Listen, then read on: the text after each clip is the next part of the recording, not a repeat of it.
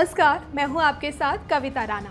साल 2014 के आम चुनाव में चली मोदी लहर की आंधी में उड़ी कांग्रेस महज 2 सीटों पर ही सिमट कर रह गई, लेकिन मायावती की बहुजन समाज पार्टी का तो इससे भी बुरा हाल हो गया था। पार्टी के खाते में 80 में से एक भी सीट नहीं आई थी और उस चुनाव में सीटों के लिहाज से देखा जाए तो कांग्रेस की हालत कम से कम बीएसपी से तो अच्छी ही थी। लेकिन मौजूदा सियासी हालत में जिस तरह से मायावती एक बार नहीं बार बार कांग्रेस को किनारे कर रही है और कांग्रेस बार बार सपा बसपा गठबंधन के साथ को बेकरार नजर आ रही है, वो ये बताने के लिए काफी है कि कांग्रेस की यूपी में आज क्या हालत है। मायावती ने सपा के साथ गठबंधन के बाद से कई बार कांग्रेस को तेवर दिखाए हैं। मायावती ने जब सपा के साथ गठबंधन का ऐलान किया था तो उसी वक्त दोनों दलों ने 38 सीटें बांट ली और कांग्रेस के लिए महज 2 सीटें रायबरेली और अमेठी छोड़ दी, जो एक तरह से देश की सबसे पुरानी पार्टी का अपमान तो था ही, साथ ही कांग्रेस की यूपी में क्या स्थिति है ये भी बता दिया। उत्तर प्रदेश में कुल 80 लोकसभा की सीटें हैं, जिसमें से बीएसपी 38 लोकसभा की सीटों पर और एसपी 38 लोकसभा की सीटों पर मिलकर ये चुनाव लड़ेगी और 2 लोकसभा की सीटें हमने अभी 1-2 और पार्टियों के लिए छोड़ दी है। इनके अलावा 2 और शेष बची सीटें अर्थात अमेठी व रायबरेली, ये दोनों लोकसभा की सीटें हमने कांग्रेस पार्टी के साथ बिना कोई गठबंधन किए हुए ही इस पार्टी के लिए छोड़ दिए हैं। 2 सीटें मिलने के बाद राहुल गांधी को ऐलान करना पड़ा कि हम जहां भी हो सकता है सपा बसपा के साथ समझौता करने को तैयार हैं और राहुल की कांग्रेस ने यूपी की 7 सीटें छोड़कर अपना वादा भी निभाया। यहां भी कांग्रेस को सपा बसपा के आगे झुकना पड़ा। कांग्रेस पार्टी आज गठबंधन के साथ ही समाजवादी पार्टी, बहुजन समाज पार्टी और राष्ट्रीय लोकदल के लिए हम इन तीनों के लिए 7 सीटें छोड़ रहे हैं। तो सपा बसपा के लिए 7 सीटें छोड़ने वाली कांग्रेस शायद जनता में ये मैसेज देना चाहती थी कि हम भी सपा बसपा के साथ हैं, लेकिन मायावती को शायद ये अंदाजा जरूर रहा होगा कांग्रेस के साथ आने से कहीं सपा बसपा के वोट बैंक पर असर न पड़ जाए, क्योंकि यूपी में कांग्रेस 4थे नंबर की पार्टी है और अगर सपा बसपा के साथ के बाद कांग्रेस अपना वोट शेयर बढ़ा लेती है तो 2022 में होने वाले विधानसभा चुनाव में सपा बसपा दोनों को कांग्रेस से भी चुनौती मिल सकती है।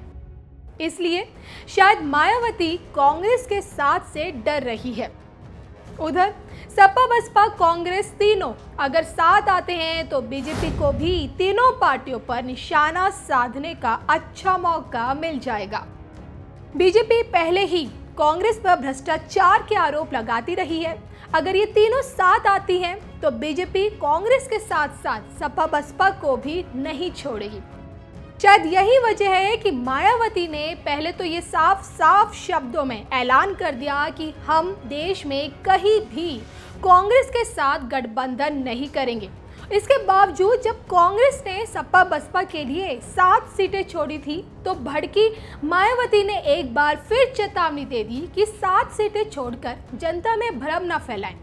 माया के साथ साथ इस बार अखिलेश ने भी कांग्रेस को साफ मना कर दिया है कि यूपी समेत पूरे देश में कहीं भी कांग्रेस के साथ गठबंधन नहीं होगा। मायावती ने कांग्रेस पर भड़कते हुए ट्वीट किया, बीएसपी एक बार फिर साफ तौर पर स्पष्ट कर देना चाहती है कि उत्तर प्रदेश सहित पूरे देश में कांग्रेस पार्टी से हमारा कोई भी किसी भी प्रकार का तालमेल व गठबंधन आदि बिल्कुल भी नहीं है। हमारे लोग कांग्रेस पार्टी द्वारा आए दिन फैलाए जा रहे किस्म किस्म के भ्रम में कतई न आए।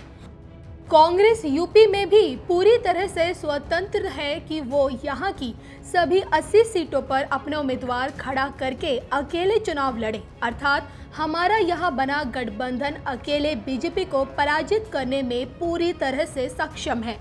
कांग्रेस जबरदस्ती यूपी में गठबंधन हेतु 7 सीटें छोड़ने की भ्रांति ना फैलाएं। मायावती के बाद अखिलेश यादव ने भी ट्वीट कर कहा, उत्तर प्रदेश में एसपी, बीएसपी और आरएलडी का गठबंधन बीजेपी को हराने में सक्षम है। कांग्रेस पार्टी किसी तरह का कंफ्यूजन ना पैदा करे। ऐसा नहीं कि सिर्फ यूपी में ही पार्टियां कांग्रेस के साथ गठबंधन करने से डर रही हैं। पश्चिम बंगाल में ममता बनर्जी ने भी कांग्रेस से हाथ मिलाने से साफ इनकार कर दिया, जिसके बाद कांग्रेस को वाम दल से गठबंधन करना पड़ा। कांग्रेस की ये हालत ऐसे वक्त में है जब उसने हाल ही में राजस्थान, छत्तीसगढ़ और मध्य प्रदेश में सरकार बनाई है। जिस तरह से तमाम दल कांग्रेस को नकार रहे हैं, अब देखना यह है कि क्या जनता कांग्रेस पर भरोसा करती है या फिर एक बार फिर चौकीदार मोदी को सत्ता सौंपती है, क्योंकि लोकतंत्र में आखिरकार सब कुछ जनता जनार्दन के हाथ में ही है। देश और दुनिया की तमाम खबरों के लिए आप बने रहिए हमारे साथ। राजनीति विचार पर की जाती है, राजनीतिक गठबंधन विजन पर बनते हैं, बिगड़ते हैं। लेकिन ये पहला अवसर है जब सिर्फ एक व्यक्ति के विरोध में सब एकजुट हो रहे हैं। साथियों, ये सारे मिलकर, इनका इरादा क्या है, ये बात हमको समझनी है और घर घर जाके समझानी है। ये सारे मिलकर अब देश में एक मजबूर सरकार बनाने में जुट गए हैं।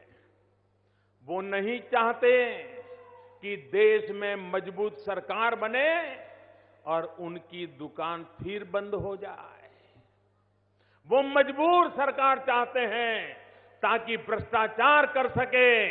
इस देश का नागरिक मजबूत सरकार चाहता है ताकि व्यवस्था में भ्रष्टाचार को खत्म कर सके। वो मजबूर सरकार चाहते हैं ताकि अपने परिवार का, अपने रिश्तेदारों का भला कर सके। देश मजबूत सरकार चाहता है ताकि सबका साथ, सबका विकास हो सके। वो मजबूर सरकार चाहते हैं ताकि रक्षा सौदों में दलाली खाई जा सके। हिंदुस्तान मजबूत सरकार चाहता है ताकि देश की सेना की हर जरूरत को पूरा कर सके।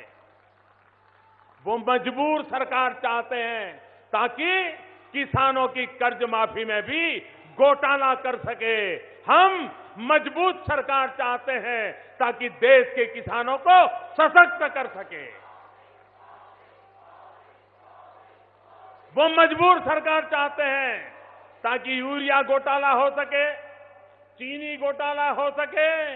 देश मजबूत सरकार चाहता है ताकि किसानों को समय पर खाद मिले, अपनी फसलों का उचित दाम मिले। वो मजबूर सरकार चाहते हैं ताकि फिर कॉमनवेल्थ जैसे घोटाले हो सके।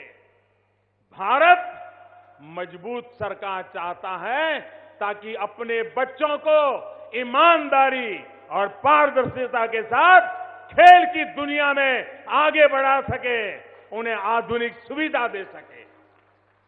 वो मजबूर सरकार चाहते हैं ताकि 2G जैसे घोटाले फिर हो सके। देश मजबूत सरकार चाहती है ताकि देश का हर व्यक्ति डिजिटल इंडिया मिशन का लाभ उठा सके। वो मजबूर सरकार चाहते हैं ताकि अंतरिक्ष कंपनियों में भी घोटाला कर सके। हम मजबूत सरकार चाहते हैं ताकि देश गगनयान की सफलता का गौरवगान करे। वो मजबूर सरकार चाहते हैं ताकि खदानों की नीलामी में करोड़ों की लूट कर सके।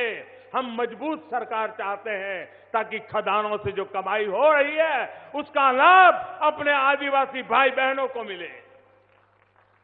वो मजबूर सरकार चाहते हैं ताकि स्वास्थ्य सेवा में घोटाला कर सके, एम्बुलेंस की खरीदी में घोटाला कर सके। हम मजबूत सरकार चाहते हैं, ताकि आयुष्मान भारत योजना के तहत 10 करोड़ परिवारों को मुफ्त इलाज दे सके।